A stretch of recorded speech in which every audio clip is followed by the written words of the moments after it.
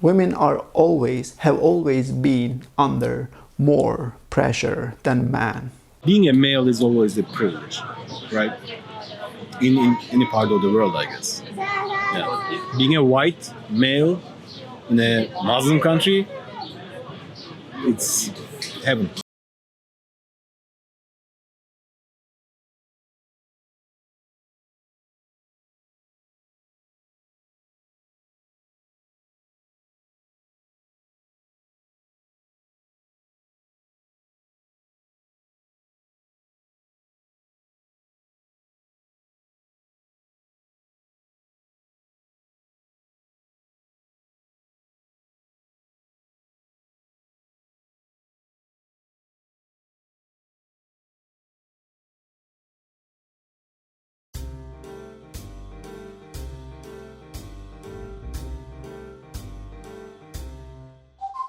This is a very colorful country, so you have very open and open-minded people, and there are also people who stick to those strict norms in the society, and also those who stick to religious, let's say, way of life.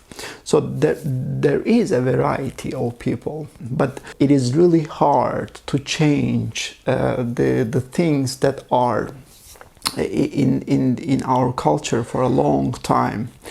So yes, people's expectations of this masculine and feminine roles and behaviors, they really affect people's lives. So masculinity is everywhere. It's always there. You just, grow into it. Most of us don't feel it or don't recognize it. We just used to live like that.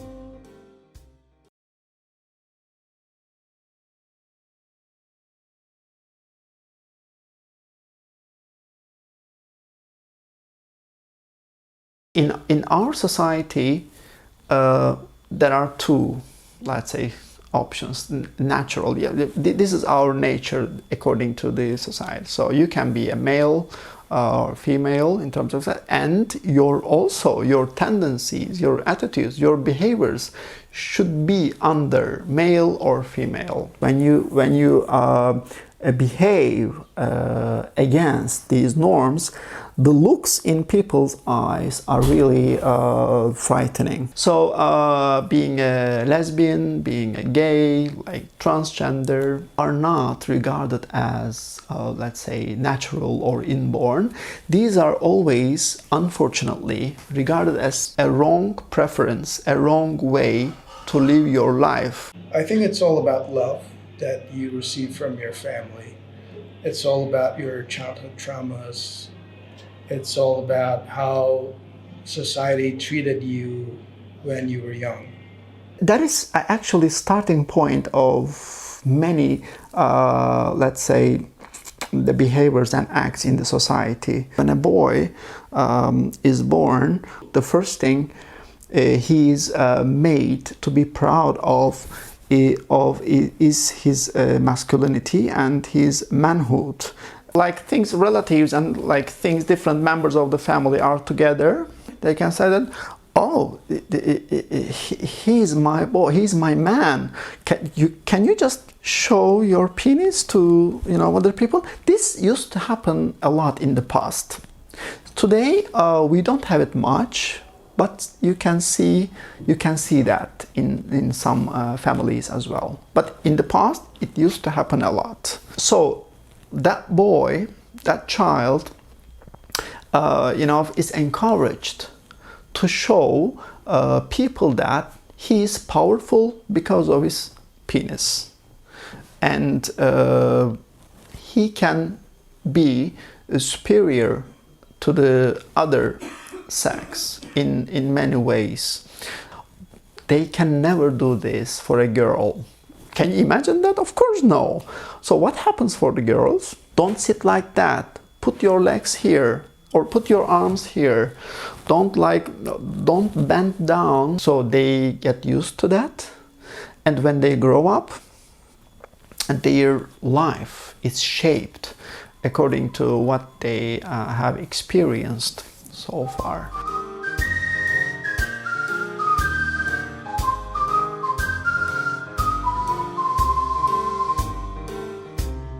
As a man, there is that unwritten rule, like a little bit pressure. We shouldn't talk about our personal issues too much, because we need to solve it ourselves.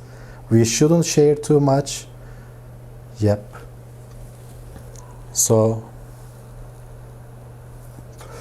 among men,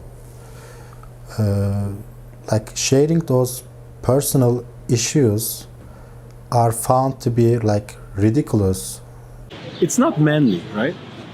Being empathetic and thinking for some other person and putting yourself in their shoes, it's mostly attributed to female gender, right?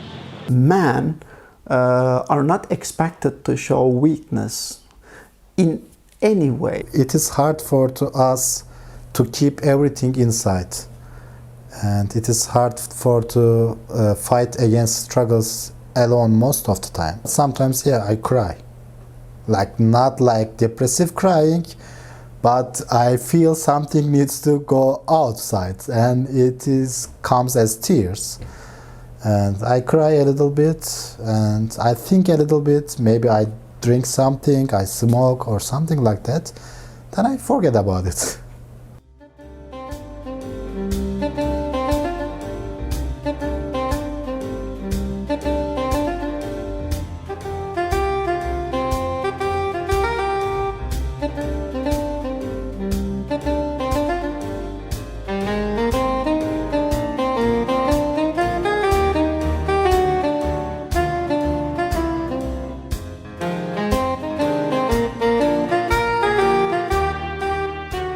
If I have to share my problems, I prefer to share it with a woman most of the time. Because, as a man, if I share this one with another guy, he is afraid of understanding me as well, because he knows in deep down, if he understands me and he shares the feeling and he empathizes me, that thing will make him, like quotes, weak as well. The social pressure actually force you to build your walls. Even I am the one who are breaking that walls. He needs to get out of his wall to also meet with me. That sharing with a woman, it can appeal as weakness for the woman as well. Even that woman call themselves like feminist and they care about women's rights. They are actually living in that hegemonia, like patriarchy hegemonia.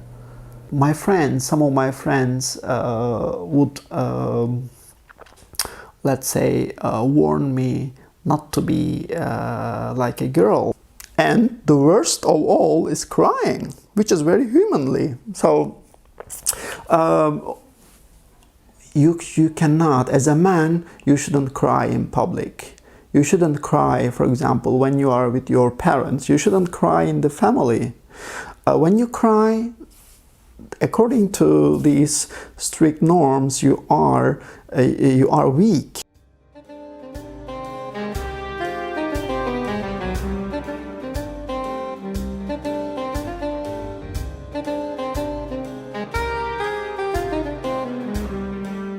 As a young boy, I realized things about myself, but I didn't know what it was to be a gay. So because I wasn't seeing anything. I wasn't seeing anybody else like me, and realizing that did not help me actually, because I was like many people. I was brought up in a small town and in a conservative environment, so things were really like hard for me. I was pretending, to be straight all those years. Psychologically and emotionally, suppressing so many things and resisting your natural, emotions, your instincts. It was really hard.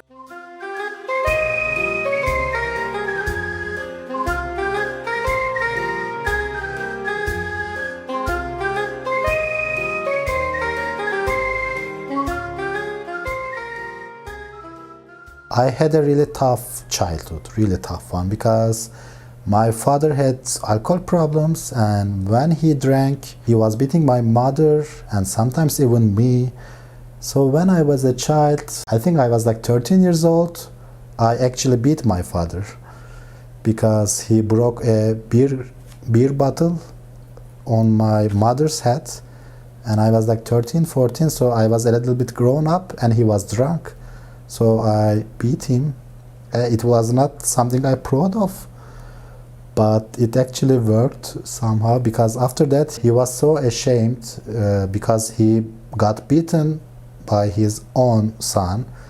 Then he didn't drink anymore. When I think of like male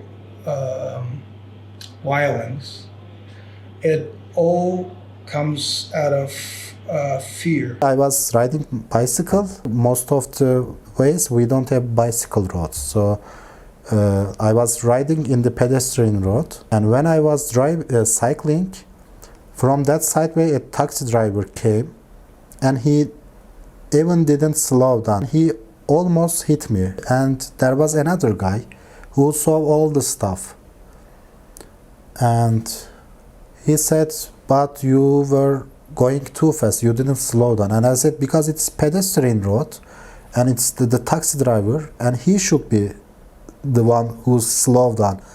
But he kept insisting, and I said, like, it is even not your business. He was the one who was almost hitting me, and I was the one almost getting hit, and you just there, and I don't know, like, what is this thing about you?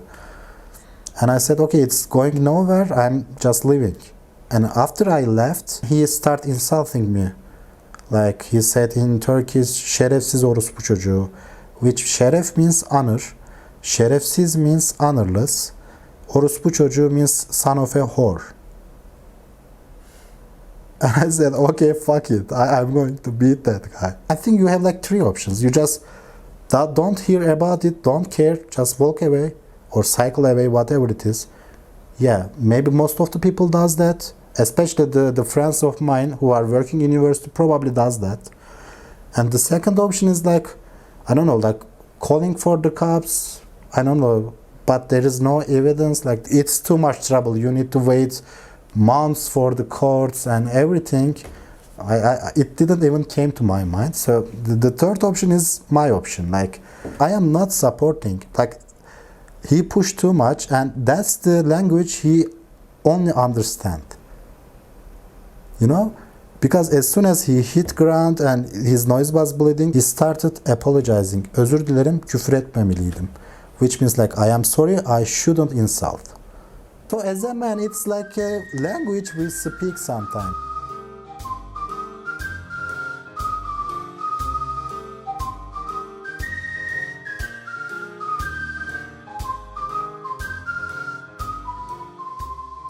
Being a man does not necessarily mean having tendency to protect, but this is what the society expects you. It's always the man who, let's say, who must be protective, who must be like defensive, and yeah, he must be the powerful image. They put you in a spot where you need to control your women. like your wife, your girlfriend, your sister. And because those people are separate from your body, you cannot control their actions. But society keeps you responsible of their behavior. So it creates an immense amount of pressure on men, and it creates lots of fear and like feeling of injustice, I believe. So then men become more violent. Namus, it's a really fucked up mind kind of thing. It's just being able to think that men can control women's behaviors and they are responsible for their close female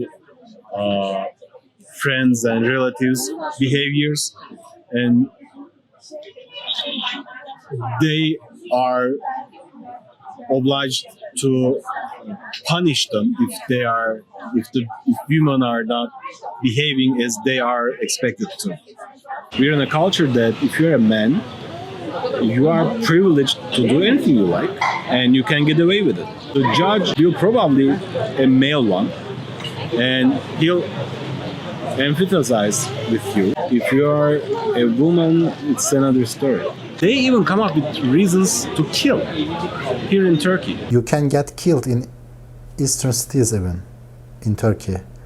They say namusunu kirlettin, which means like you put dirt on your namus, you know, and you can't live like that.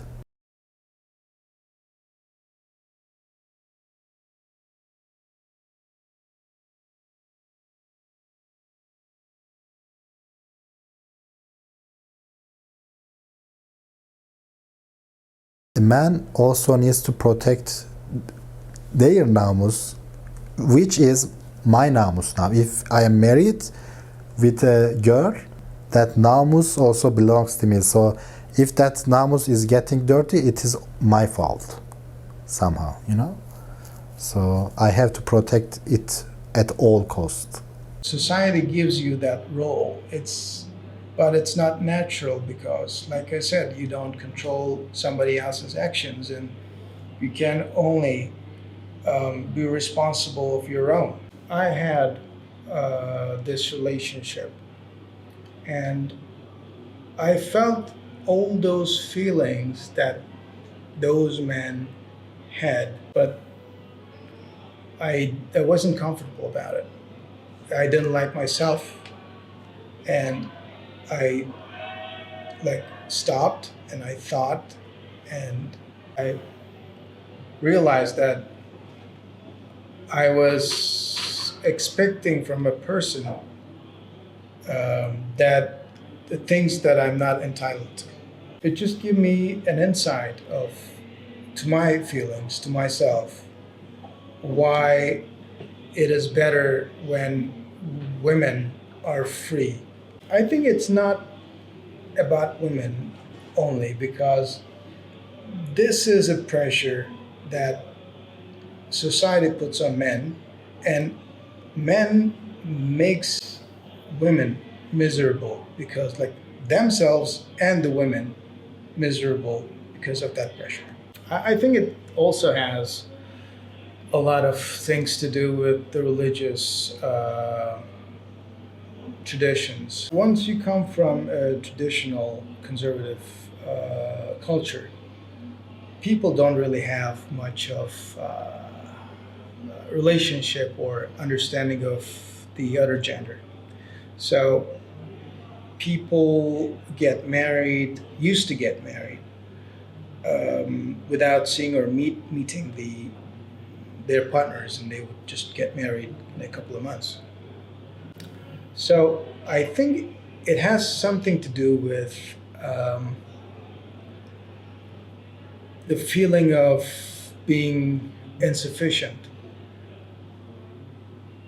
I think deep down they believe they cannot get any partners. They cannot meet women, or women wouldn't like them. I think that's the main problem here. and since they think that they feel incompetent about that, it makes them a little bit of frustrated about women because they want to keep them on a leash, because they cannot get any experience on women, and so they don't build any confidence.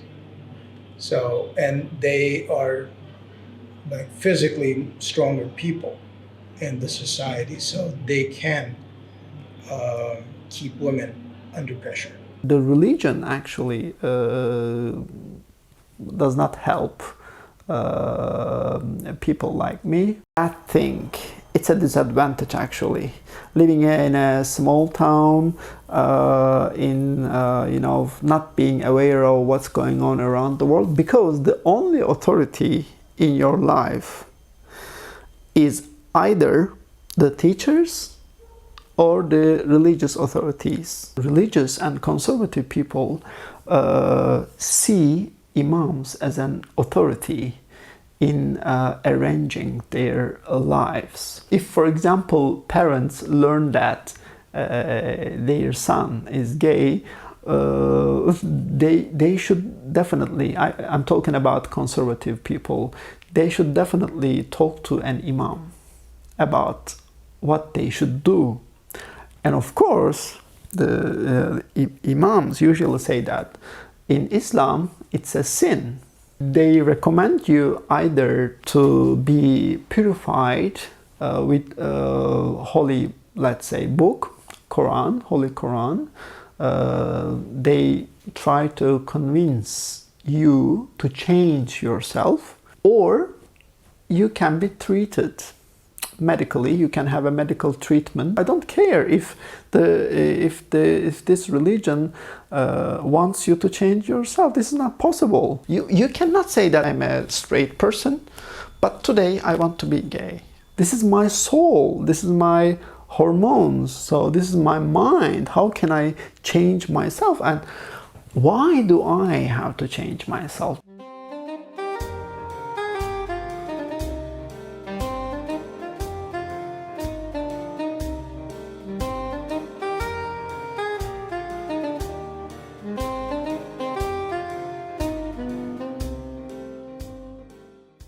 If men were not object to that kind of pressure, that kind of responsibilities, men wouldn't be that much of violent. I would say a criminal is a criminal. Not all the men are criminals, not all the men are hunters, but all the hunters are men. The real question is, who are raising these harassers, right? Just like normal people. Like, teaching them that they are privileged. One day, one of my friends, a female friend, she was able to tell that she was harassed on her way to work. And then we started talking how things go for women in Turkey, what challenges they face during days and everything. That was one of the moments that, oh my God, my mom had those issues. My female cousins had those issues. My other girlfriends always live in a hell, I thought. When it was late at night, after that day, there's this dark road ahead of me. And if I saw a woman, for a couple of times I tried, do you want me to walk with you with this dark road and everything? But later, I got a very, very confused woman. She got afraid of me, and it slapped me in the face again. I am a threat. I'm one of those privileged persons. I am evil in their face. I know who I am, but they don't. And I don't have that right to go towards a complete stranger to offer, just like I'm a hero, right? I'm a knight and I can protect you kind of stuff. But that's what I thought.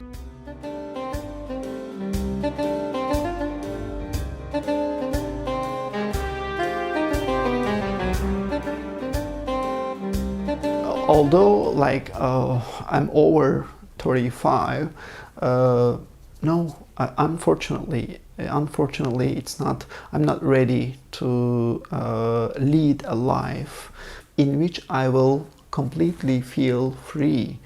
In Turkey, the reason why families don't easily accept this is not because they don't love their children, but because of the concern of what other people would say and think. But there are many other open-minded families as well. So it's a mixture, actually. Everybody in my family, they love me so much, so they would be with me. They would never deny me, even if I, let's say, came out.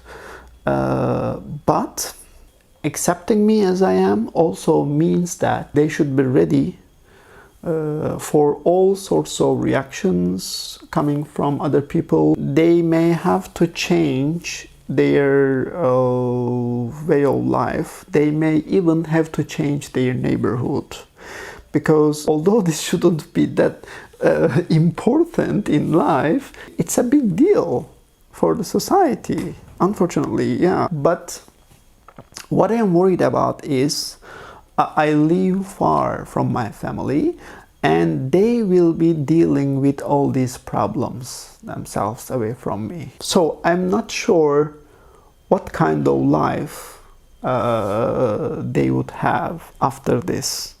That's actually my biggest concern. This is changing in some parts of the society, but still we have a long way.